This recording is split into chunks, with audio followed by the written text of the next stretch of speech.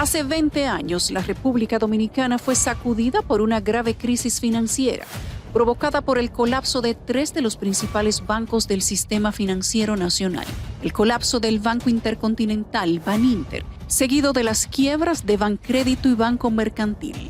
Esto sumió en una crisis económica inigualable al país en el año 2003, que provocó que por lo menos 1 millón de dominicanos cayeran en la pobreza y que el país tuviera que someterse al escrutinio y tutela del Fondo Monetario Internacional.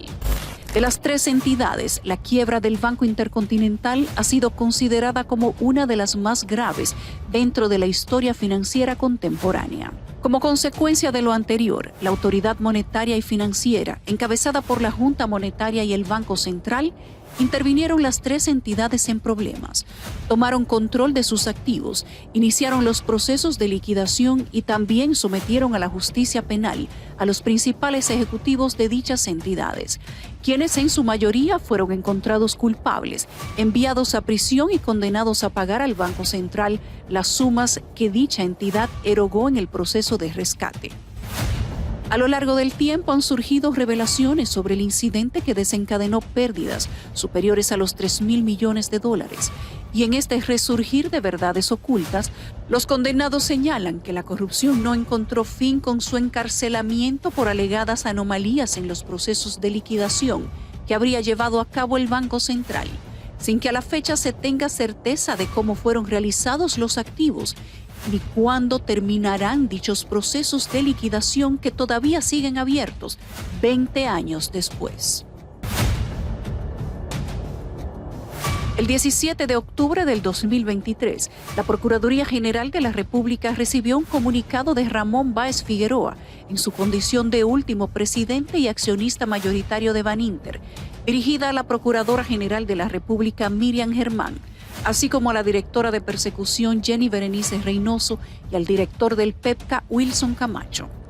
Esta carta tiene como propósito la presentación de una denuncia y la solicitud de una investigación penal con auditoría integral del proceso de liquidación administrativa del Banco Intercontinental por supuesto manejo irregular de la liquidación de los activos del banco y del Grupo Intercontinental. Como parte de dicha solicitud, se pide la investigación de la operación de venta de la empresa Delta Comercial S.A. a la familia Narri, señalando el denunciante un aparente manejo irregular de al menos 90 millones de dólares en dicha operación. La carta requiere expresamente que sean investigados funcionarios públicos del pasado y presente gobierno y todos los miembros de la comisión liquidadora actuante en el momento, así como ejecutivos de empresas financieras del sector bancario, tanto público y privado. El equipo de abogados a cargo del caso ha analizado la situación y señala que de confirmarse los hechos denunciados, podría incurrirse en delitos tipificados en el Código Penal Dominicano y las leyes especiales que lo complementan. Estos incluyen asociación de malhechores, uso de documentos falsos, estafa contra el Estado Dominicano, falsedad de escritura pública, abuso de confianza, prevaricación, enriquecimiento ilícito, soborno y cohecho, coalición de funcionarios, lavado de activos, testaferrato y violación a la Constitución de la República. La pregunta hasta este punto es ¿cómo se llegó hasta aquí? Si recordamos la historia del año 2003, la República Dominicana sufrió el mayor fraude financiero de su historia con la quiebra de Baninter. Este evento representó más del 50% del presupuesto nacional y el 15% del PIB, estimado en más de 55.000 millones de pesos. El fraude que se ha cometido reviste proporciones considerables. Es una estafa que ejercerá una presión desmedida. La revelación de la crisis el 13 de mayo de ese mismo año desencadenó acciones judiciales y presiones internacionales, marcando uno de los escándalos financieros más graves en proporción al tamaño del país. No guardamos silencio en el 2003, ni lo haremos ahora, frente al escándalo de corrupción que más daño ha hecho al pueblo dominicano en toda su historia. Denunciamos la responsabilidad y posible complicidad de las autoridades nacionales. Bajo la dirección de Valls Figueroa, el grupo Intercontinental al que pertenecía Baninter emprendió una serie de adquisiciones e incursiones en iniciativas de negocios y sectores de la economía, desde compañías de seguros, empresas de seguridad, la compra de una importante empresa distribuidora de gas licuado de petróleo, la construcción y puesta en operación de una moderna terminal de almacenamiento y venta de combustibles, la adquisición de una empresa distribuidora de aires acondicionados y electrodomésticos, tiendas de zonas francas, empresas distribuidoras de vinos y bebidas, entre otros. También el grupo Intercontinental, liderado por Baninter, adquirió la mayoría de las emisoras de radio y canales de televisión del país, fundó la más moderna empresa de cable, un canal de noticias, y adquirió los periódicos El Siglo, Última Hora, El Financiero y su buque insignia, el periódico Listín Diario, con el que consolidó su posición como el más importante grupo empresarial de entonces. Según relatara la acusación presentada por las autoridades de entonces, Baninter, establecido en 1986, experimentó un prolongado periodo de pérdidas supuestamente desde 1995. Afirmaba el órgano acusador de entonces que la situación financiera desfavorable llevó a los administradores a involucrarse en prácticas fraudulentas mediante un banco paralelo conocido como Interbanco. Esta entidad oculta se convirtió en el vehículo a través del cual se llevaron a cabo operaciones ilícitas, contribuyendo significativamente al colapso financiero y a la posterior crisis económica que se desató en la República Dominicana. Tú tienes que demostrar primero que los bienes se produjeron como consecuencia de actividades ilícitas, para luego demostrar que se lavaron. En este caso, han empezado a deducir consecuencias de la ley de lavado, que es el último eslabón, sin haber demostrado la existencia de la ilicitud de las actividades que produjeron esos dineros. Conforme relatara el informe del panel de expertos que presentaran las autoridades en el curso del proceso penal y luego recogido por las sentencias que decidieron el caso, el mecanismo utilizado para encubrir el fraude se conoce como banco paralelo o contabilidad paralela.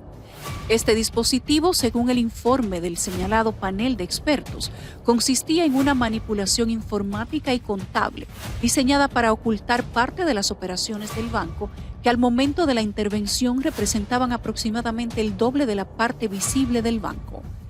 Esto impulsó a Baninter del tercer al primer lugar en el ranking bancario, superando en tamaño la suma de los dos bancos que ocupaban los primeros lugares antes de la revelación del fraude. En relación con este mecanismo de contabilidad paralela, el panel de expertos alegó que las autoridades de Baninter lo denominaron Interbanco, un sistema informático contable implementado después del año 2000, donde alegadamente se instaló otro equipo que replicaba exactamente el sistema operativo de Baninter. En ese sistema se registraban ingresos y gastos, funcionando como una red normal de programas del banco en otro equipo, ubicado junto con las demás máquinas. Las operaciones registradas en el sistema de Interbanco estaban estrechamente vinculadas al manejo de dos productos bancarios comunes, denominados Cash Reserve y venta de cartera. El Cash Reserve, equivalente a una apertura de crédito en cuenta corriente, era una facilidad de crédito aprobada por el comité y sometida a las formalidades de préstamos. Esta facilidad permitía a los clientes girar contra su cuenta corriente, sobregirándola, lo que luego se convertía en un préstamo. Los ejecutivos de Baninter hicieron adquisiciones notables como Listín Diario, los canales 12 y 27, ahora RNN Noticias, y el canal 33, así como la firma Aster. Incursionaron en el dominio de la aviación y propiedades. En 1997 fundaron su propio periódico. Adquirieron estaciones de radio y televisión, entre muchas otras cosas. Los fondos presuntamente desviados también se utilizaban para otorgar préstamos selectivos a allegados de los directivos del banco, muchos de ellos con afiliaciones políticas. Las famosas tarjetas de crédito Black de Baninter se volvieron emblemáticas. A lo largo de varios años, Baninter recurrentemente solicitó al Banco Central fondos para paliar su déficit y evitar la bancarrota. Y durante ese tiempo, el Banco Central inyectó los recursos necesarios, que superaban 4 veces su capital. De acuerdo con el informe del panel de expertos internacionales Crisis Bancaria Dominicana, difundido por el Banco Central. La entidad brindó apoyo a Baninter mediante redescuentos en diversas ocasiones. Esta medida se implementó en respuesta a la caída de depósitos en el banco. Las operaciones, que comenzaron de manera discreta, se transformaron en una serie de intervenciones semanales renovables, cada vez respaldadas con garantías más sólidas. Aquí detallamos los montos que marcaron esta línea temporal financiera. La primera transacción tuvo lugar el 12 de septiembre del 2002 por un total de 550 millones de pesos. Posteriormente, el 31 de octubre del mismo año, se destinaron 1.803 millones. En el mes siguiente, la cifra ascendió a 2.482 millones. En diciembre se realizó un aporte de 5.983 millones. Para enero del 2003, la suma alcanzó los 5.303 millones.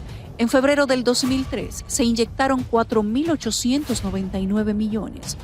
El 31 de marzo de ese año, la asistencia financiera ascendió a 8.987 millones y el 4 de abril alcanzó su punto máximo con 9.938 millones para un total de 39.945 millones de pesos en 8 meses. Estos datos, extraídos del Banco Central Dominicano, fueron divulgados en cumplimiento al Ordinal 31 del nuevo acuerdo con el Fondo Monetario Internacional. Primero tiene que iniciarse un proceso de incautación que no es más que el mantenimiento coyuntural de esos bienes. Cuando el juez emita una sentencia que adquiera la autoridad de la cosa irrevocablemente juzgada, es que se procede a la confiscación, que es una figura jurídica completamente diferente a la incautación. La confiscación es la que produce la venta de esos bienes para convertirlo en efectivo e integrarlo a los activos. Ante la magnitud del déficit acumulado por Baninter, fue intervenido por las autoridades monetarias por la acusación de un fraude bancario. Esta acusación trajo una corrida financiera que aceleró el colapso financiero del banco. En medio de la crisis, la autoridad monetaria y financiera se enfrentó a la disyuntiva siguiente. 1. La Ley 18302, monetaria y financiera, establecía un límite de devolución para los depositantes de hasta 500,000 pesos, lo que implicaba dejar al descubierto y en quiebra al universo de depositantes del banco. O 2, buscar una salida salomónica que implicara la devolución del dinero de los depositantes. Ante esta situación, el gobierno, dado la amenaza de una crisis total, optó por asumir la deuda y el Banco Central intervino, absorbiendo una deuda que superaba los 55,000 millones de pesos, equivalente a casi el 15% del PIB dominicano del momento. Para cubrir esta deuda, el Banco Central emitió nuevo dinero, provocando una drástica devaluación del peso dominicano, que pasó de 18 a 50 pesos por dólar en menos de un año. La magnitud de la crisis llevó al país a buscar la ayuda del Fondo Monetario Internacional, que otorgó un apalancamiento de 670 millones de dólares para estabilizar la economía. Pero esto lo que devela es cómo han manejado los bienes de Baninter que fueron a parar al Banco Central. Lo están manejando despelotándolo, se lo están robando prácticamente. No se trata solo del caso de Antena Latina, se trata de múltiples casos. Y esto es parte del patrimonio nacional. Y no se puede dejar de defender el patrimonio nacional. Hay que recuperar esos recursos y hay que poner las cosas en su lugar. La quiebra de Baninter tuvo consecuencias desastrosas que se reflejaron en una crisis económica profunda. La inflación se disparó y el costo de la vida aumentó considerablemente, afectando el poder adquisitivo de la población. El Banco Central, como medida para estabilizar la economía, emitió más de 43,000 millones de pesos en efectivo y certificados de depósito, buscando salvaguardar el sistema financiero. Sin embargo, esta emisión masiva de dinero implicó que todos los ciudadanos pagaran las consecuencias del escandaloso fraude.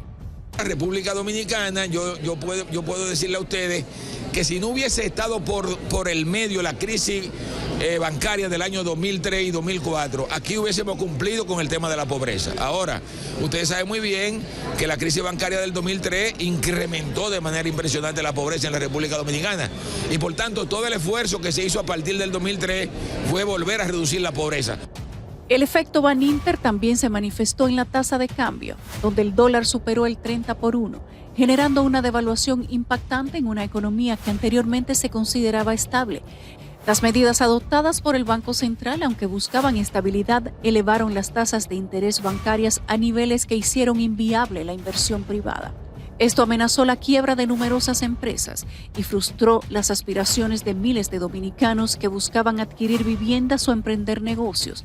Además, la inflación alcanzó niveles que superaban los 24.37%, reduciendo drásticamente los ingresos de las familias. El presidente de Baninter, Ramón Báez Figueroa, y Marcos Báez Coco, vicepresidente entonces, fueron condenados a 10 años de prisión y a pagar una indemnización de 61.500 millones de pesos por los daños causados. Luis Álvarez Renta, asesor financiero de la entidad, recibió la misma condena. Quería reafirmar ante todo el mundo y al medio país que siempre estaremos dispuestos, siempre y cuando seamos requeridos, a presentarnos frente a la justicia. Sometemos a los nombrados Ramón Báez Figueroa, Marcos Báez Coco y Vivian Lubrano de Castillo por falsedad en escritura pública, de comercio o de banco, estafa, abuso de confianza, lavado de activos y emisión de cheques sin provisión de fondos, en violación a los artículos 147, 405 y 408 del Código Penal. Tanto Báez Figueroa como Báez Coco fueron condenados por ocultar datos para desviar la fiscalización de las autoridades bancarias y encubrir la situación del banco. En contraste, el tribunal absolvió la responsabilidad de Vivian Lubrano y Jesús María Troncoso, considerando que no tenían participación en el caso. Yo no estoy de acuerdo que si Ramoncito está en la calle, Luis está en la cárcel. Y Pedrito está en la cárcel. Deberían estar todos sueltos, todos presos.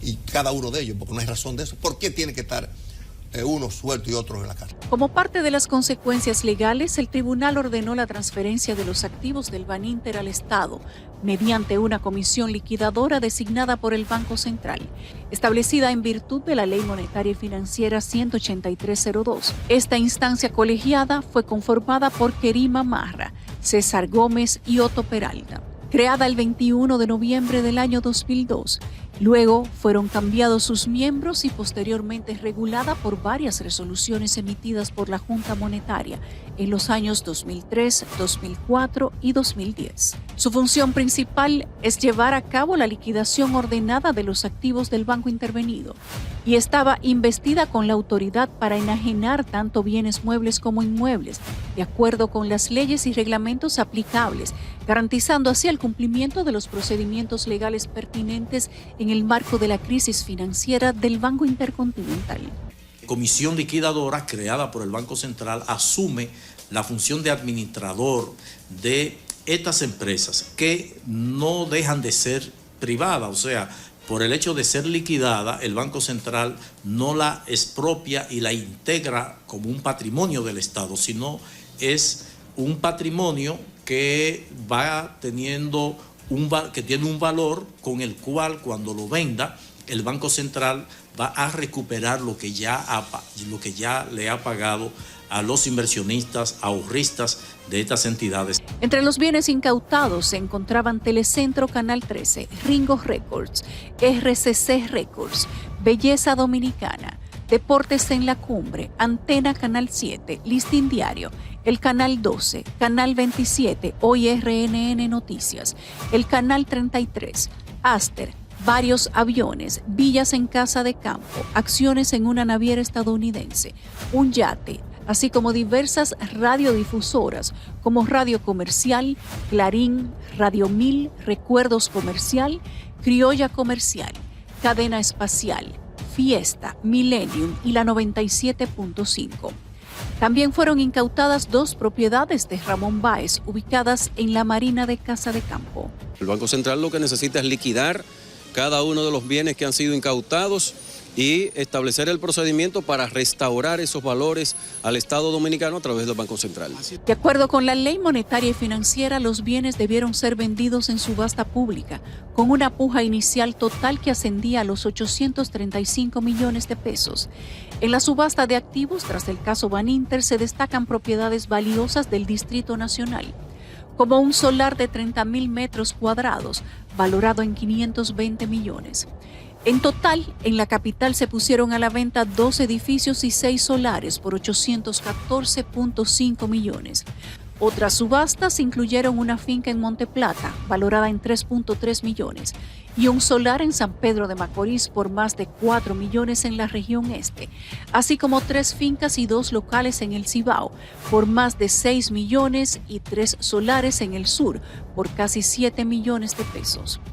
El Banco Central, a finales de junio del 2008, preparaba la oferta de los medios incautados de Baninter tras la ratificación de la sentencia condenatoria. Y el hecho de que al día de hoy no hayan sido vendidos los bienes de Baninter, eso obedece a simple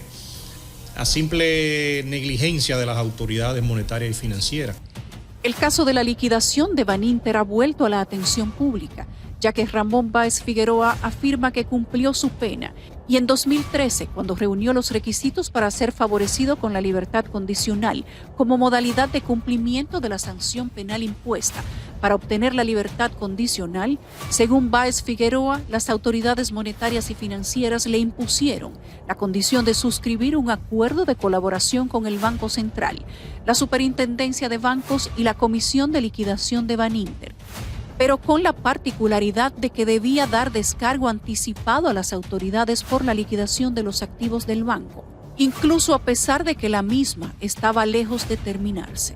Aunque le resultó difícil aceptar estas condiciones, estando sin opciones, firmó el acuerdo para asegurar la variación de la modalidad de cumplimiento de la condena y obtener la libertad condicional, incluyendo el otorgamiento anticipado de un descargo al proceso de liquidación y la aceptación de resultados futuros sin auditoría previa ni rendición de cuentas. El caso Baninter, un acontecimiento emblemático, no solo dejó secuelas en el sector financiero, sino que también desencadenó una serie de demandas y procesos judiciales. Según la Suprema Corte de Justicia, se registran al menos 165 documentos relacionados con demandas presentadas en diversas salas, abarcando las áreas civil, laboral, penal y administrativa, todas vinculadas al ya desaparecido Banco Intercontinental. Si de algo se ha distinguido, si algo ha diferenciado al señor Báez Figueroa en el tiempo que lleva como interno en Najayo, es precisamente su conducta. Es casi un consenso generalizado que el señor Báez Figueroa ha asumido una conducta casi estoica. En el 2007, Ramón Báez Figueroa presentó una demanda de 30.000 millones de pesos contra el Scotiabank, alegando irregularidades en la adquisición de carteras de crédito, tarjetas y bienes de Baninter, pretendiendo que esos fondos se utilizaran como amortización a los fondos de la liquidación. En esa época, la demanda incluía a José Luis Malcún, exgobernador del Banco Central, y otros implicados, y se reclama la nulidad de un memorando de entendimiento de 2003. La demanda alega que la adquisición de 22 sucursales por el Scotiabank fue a un precio irrisorio.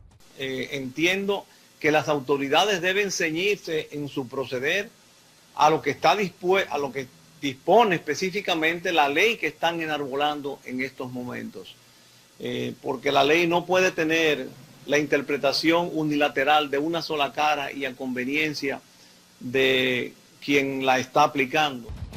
En el 2008, la cuarta sala de la Cámara Civil y Comercial del Juzgado de Primera Instancia del Distrito se declaró incompetente para conocer la demanda, por lo que Báez interpuso un recurso ante el administrativo y tiempo después su recurso contra el Banco Central, la Superintendencia de Bancos, The Bank of Nova Scotia y los mencionados José Luis Malcún, exgobernador del Banco Central, Peter Godsoe, Peter Cardinal, Timothy Howard, ejecutivos del Scotiabank, y Kerima Mahra, César Gómez y Luis Catano, exliquidadores de Baninter. Sin embargo, el caso fue declarado inadmisible. La sentencia se sustentó en el hecho de que Ramón Báez Figueroa tenía un impedimento legal para actuar en justicia, por lo que carece de calidad para interponer la referida acción. Previo a eso, en 2007 se publica el informe de auditoría de BDO Ortega y Asociados, que resaltaba un conflicto de intereses en la designación de personal clave de la Comisión de Liquidación del Banco Intercontinental. Según la auditoría, algunos miembros que participaron en fases críticas del proceso también desempeñaron roles de asesores, generando situaciones que afectaron la independencia de apariencia. Le estoy diciendo que nada es verdad ni es mentira, todo depende de la óptica donde se mire. En esa época se cita como ejemplo el caso de la señora Marra, quien representó al Banco Central y actuó como miembro de la Comisión Administrativa de Liquidación de Baninter y luego regresó a su posición como consultora jurídica del Banco Central. Además, Otto Peralta, subgerente de Servicios y Sistemas, firmó contratos en la Comisión de Liquidación, mientras también era miembro de la misma. Los miembros de la Junta Monetaria y los empleados o funcionarios del Banco Central tienen una serie de incompatibilidades que le prohíben el usufructo o el mantenerse en la administración o en el goce o disfrute de un bien que sea producto de una liquidación. En septiembre del 2012, Luis Álvarez Rinta, ex asesor financiero de Baninter, quien fue condenado a 10 años de prisión en 2007 y puesto en libertad en 2014, para la época solicitó formalmente al entonces Procurador General de la República una investigación sobre el paradero de 1.200 millones de pesos procedentes de sus bienes personales que fueron incautados por la comisión liquidadora en el caso y que no aparecían registrados en los activos que debían estar depositados en el Banco Central. Luego, en el segundo semestre del 2013, surge otra polémica por la venta del 47.5% de las acciones estatales en los canales 21 de UHF y 7 de Reintel, los cuales la Comisión Liquidadora Administrativa vendería en $6.4 millones. Sin embargo, expertos en ese tipo de operaciones estimaban que las acciones en las plantas televisoras superaban los $40 millones. Tras estudios económicos, una comisión del Senado determinó que sí había una subvaluación y abortó la operación. En vista de lo que los estados financieros de la empresa se presentan a un costo histórico, en el caso de los terrenos y mejoras existe una diferencia que va de 190 millones a 141 millones, dependiendo del nivel del metraje. En el 2017, la Comisión de Liquidación Administrativa vuelve a ocupar titulares, esta vez debido a que invirtió 1.200 millones de pesos en la reestructuración y relanzamiento de RNN Canal 27. En ese momento se señaló que esto era una violación a la ley monetaria. El acuerdo transaccional de desistimiento y aceptación de desistimiento de acciones judiciales, firmado en 2013 entre el Banco Central y Ramón Báez Figueroa, vendría a poner fin a una larga saga judicial. El acuerdo tenía como epicentro la recuperación de activos vinculados a Baninter, estimados inicialmente en más de 1.500 millones de pesos. Según el documento, hasta diciembre del 2012, gracias a la colaboración de Báez Figueroa, el Banco Central ya había recuperado, según el documento, 14.000 millones de pesos provenientes del banco. Es la primera ocasión que lo hago, ya como dijo el abogado, tengo 5 años y 9 meses. Quise esperar que todo estuviera en orden, todos los documentos, todas las solicitudes, y no hay prisa. El acuerdo planteaba que Báez Figueroa, tras firmar, desistía de acciones judiciales pendientes, abarcando aspectos civiles y penales. El acuerdo incluye el reconocimiento irrevocable de sentencias judiciales previas con una indemnización de más de 44.000 millones de pesos a favor del Banco Central. Báez obtuvo la libertad condicional sujeta a condiciones específicas establecidas por el juez de la ejecución de la pena. El acuerdo implicaba renunciar integralmente por parte de Báez Figueroa a recursos, quejas y acciones judiciales a nivel nacional e internacional. Esto implicaba la retirada de las quejas presentadas ante la Comisión Interamericana de los Derechos Humanos. Y tenemos fe de que sí, que podríamos obtenerla, pero hay que esperar. Es una decisión del magistrado y el magistrado que tiene la última palabra. En la notificación de denuncia e inicio de investigación, Ramón Báez Figueroa destaca varias colaboraciones claves con el Banco Central, que resultaron en la recuperación de importantes sumas de dinero, en donde destacan acuerdos de transacciones que permitieron recuperar $8 millones de la venta de las tiendas de Zona Franca en 2009, $38 millones mediante la reestructuración de deudas del Grupo Listín Diario en 2010 y la recuperación del 95% de los fondos depositados en las Islas Caimán por más de $10 millones en 2010. Además, en 2011 contribuyó a resolver litigios, reconociendo la propiedad de activos de Inmobiliaria Intercontinental y recuperando un valioso inmueble.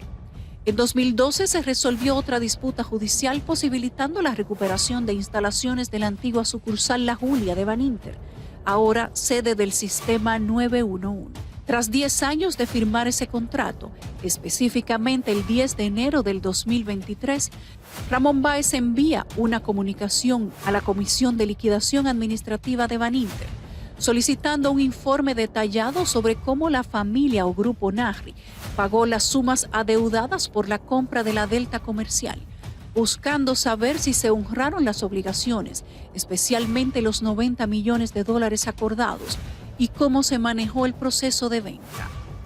La solicitud no fue respondida, lo que llevó a la intervención de un abogado para contactar formalmente las autoridades del Banco Central y la Comisión Liquidadora Administrativa de Baninter. Se reiteró la petición de información detallada en calidad de principal accionista, basándose en la Ley Monetaria y Financiera, el Reglamento de Disolución y Liquidación de Entidades Financieras y Acuerdos de Colaboración del 2013. Se solicitaron informes detallados sobre el pago de la familia Nahri, el proceso de intervención y liquidación de Baninter, la administración de activos, la venta de activos a Scotiabank, la gestión y venta de medios de comunicación, la administradora de fondos de pensiones, la Torre Intercontinental, ahora conocida como Novocentro, un solar en Santiago de los Caballeros, la colección de obras de arte de Baninter y otras propiedades. En respuesta a las solicitudes de información sobre el caso Baninter Delta Comercial Grupo Nahri, el Banco Central y la Comisión de Liquidación proporcionaron sendas respuestas el 5 de mayo del 2023. Sin embargo, Báez Figueroa, a través de uno de sus abogados, expresó serias preocupaciones y reparos en una carta fechada el 30 de mayo del 2023. En la correspondencia se destaca que el acuerdo de adquisición de Delta Comercial por parte de Grupo Nahri no pudo ser localizada en los archivos de Baninter. Se señala una discrepancia en las fechas de firma del contrato de transacción, generando dudas sobre su autenticidad. Además, se cuestionan las condiciones otorgadas por Scotiabank en nombre de Baninter a Grupo Nahri, incluyendo la condonación del 100% de los intereses y un descuento del 30% sobre el capital de la deuda. En el escrito, los abogados de Báez Figueroa plantearon dudas sobre la legalidad de estas concesiones, especialmente dada la situación crítica de Baninter en ese momento. También se resalta la falta de información sobre la liquidación de préstamos de Jupiter Motors y Hillcrest. Se puso énfasis en la delegación de la liquidación a Scotiabank, cuestionando la base legal de dicha acción. Además, se subrayó la gravedad de la situación, incluyendo la discrepancia en las fechas de firma y la falta de autorización para la delegación de la liquidación a Scotiabank. Báez Figueroa solicitó la reapertura inmediata del caso, una auditoría exhaustiva y la entrega urgente de documentos relacionados con la transacción, incluyendo el acuerdo de administración con Scotiabank. Se instó a las autoridades actuales a revisar detenidamente el caso y tomar medidas para evitar perjuicios adicionales a Baninter. Hasta la fecha, conforme las palabras de Ramón Báez, la solicitud de reapertura del caso y la auditoría de las operaciones relacionadas con el acuerdo de administración de Scotiabank no ha recibido una respuesta adecuada. Las cartas recibidas en respuesta, según sus palabras, denotan opacidad y falta de claridad en lugar de proporcionar explicaciones. Se plantea la pregunta crucial sobre el destino del dinero y los activos del Grupo Intercontinental y Baninter por parte de las autoridades del Banco Central. A partir del análisis de la documentación y la memoria histórica, se sugiere que la modificación y cesión de acciones y activos a la familia Nahri podría haber involucrado conductas que, de confirmarse, podrían constituir delitos penales en perjuicio de Baninter y el Grupo Intercontinental. Se destaca la aparente complicidad de las autoridades del Banco Central y la Comisión de Liquidación de Baninter, tanto las que intervinieron en ese momento como las que vinieron después, así como la participación del Scotiabank, al que se le entregó la administración de Baninter de manera irregular, según establece el documento.